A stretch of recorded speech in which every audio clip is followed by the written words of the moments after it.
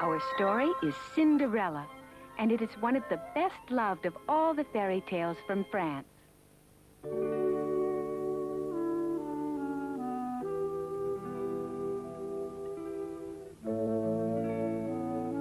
Once upon a time, there lived a most beautiful and kind young girl. But fate had not been kind to her, and she led a most unhappy life. For you see, her mother had died when she was still a baby, and her new stepmother was most cruel and unkind, forcing the young girl to do all of the housework without ever offering to help. The wicked stepmother had 2 daughters of her own, and unfortunately, they seemed to have inherited all of their mother's laziness and meanness. Cinderella.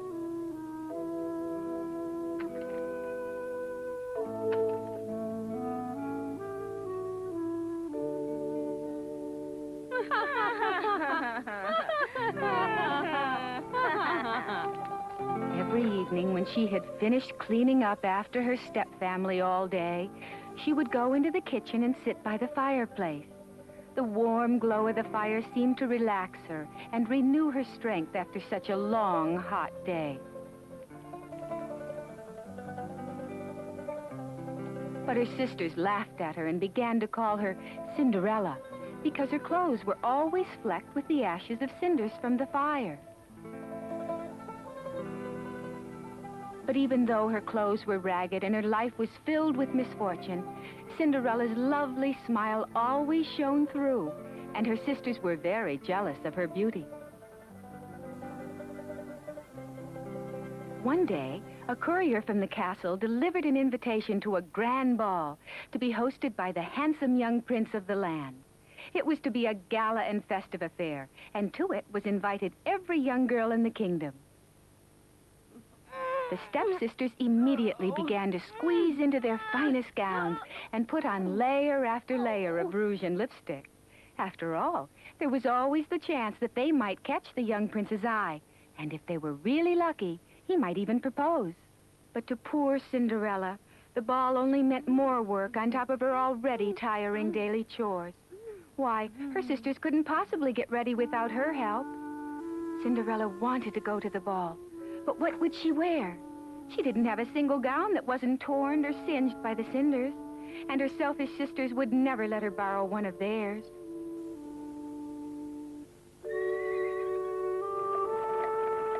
The stepsisters left for the ball with not so much as a word of thanks to Cinderella for her help in getting ready.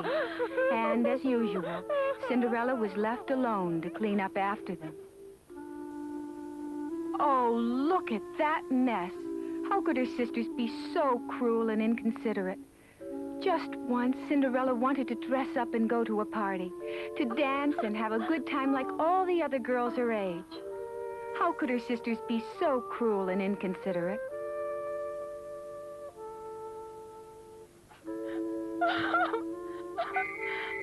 But suddenly, from out of nowhere, Cinderella's fairy godmother appeared. Why are you crying, Cinderella? You'd like to go to the ball, too, isn't that it? Uh-huh. Well, then, dry your tears. I think I may be able to do something about that, dear. The fairy godmother led Cinderella outside and selected a large, ripe pumpkin from the garden. And when she touched it with her magic wand,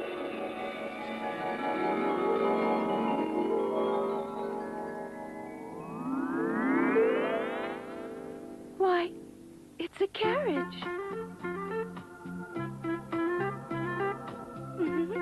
next, the fairy godmother opened the mousetrap, and one by one...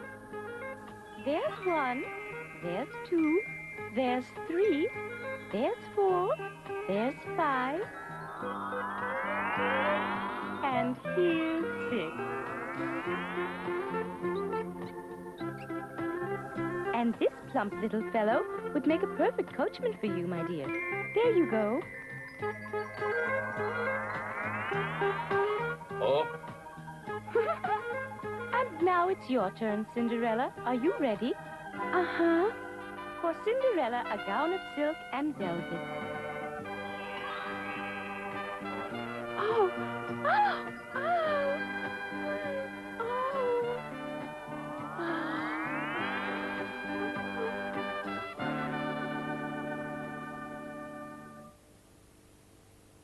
Cinderella, just one word of warning. You must return no later than 12 midnight. When the clock strikes 12, your coach, horses, and gown will all return to their original form. Don't forget now. I won't. I'll be sure to be back by then. Have a nice time, dear. And so it was that Cinderella set off for the ball, escorted handsomely by her mouse coachman and pumpkin carriage, and wearing a beautiful silken gown and sparkling glass slippers.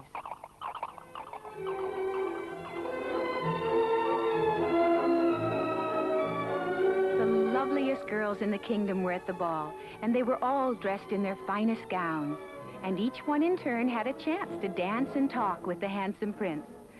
But still his heart was heavy, because he was unable to find the right girl to make his bride. But then, Cinderella had arrived at the ball. Ah.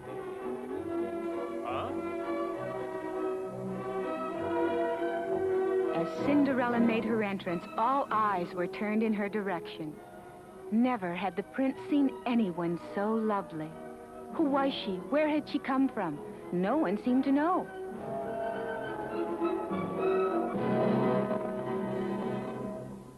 Please. Yes. They danced and they danced, losing all sense of time and place.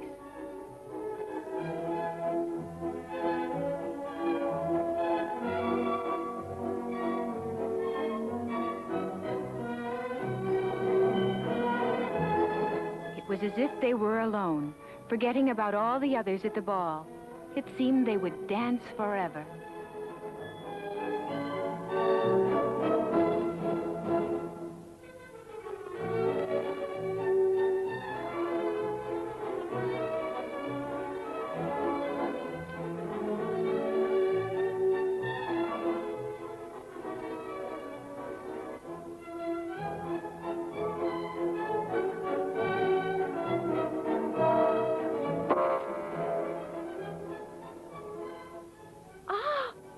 It was 12 midnight. Cinderella had lost all track of time. What is it? Wait! Come back! Wait! Stop her! What? Huh? Stop! Please wait!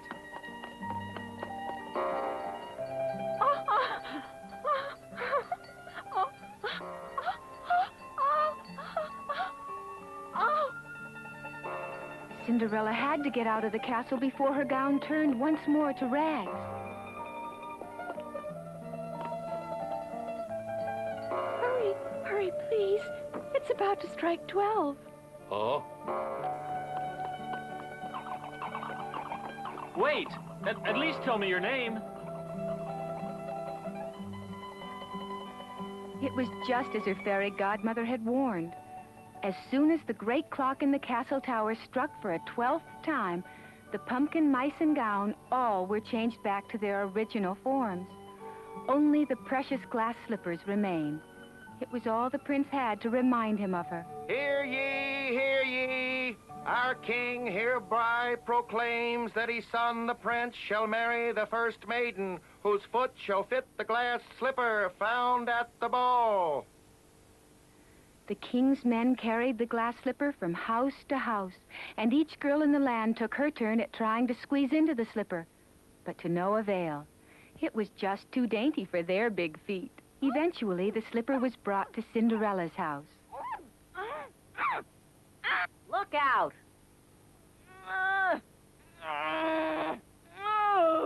Finally, it was Cinderella's turn.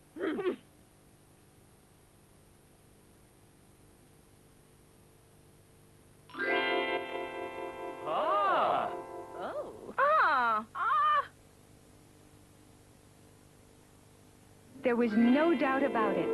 Cinderella was the girl from the ball. Cinderella was then taken directly to the castle.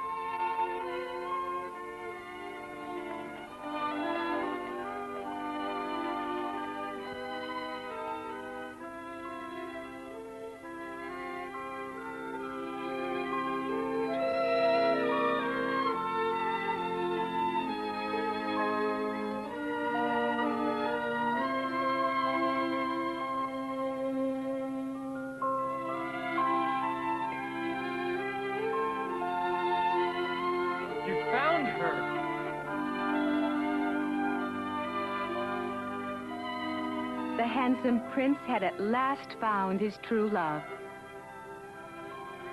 And their wedding was proclaimed throughout the land.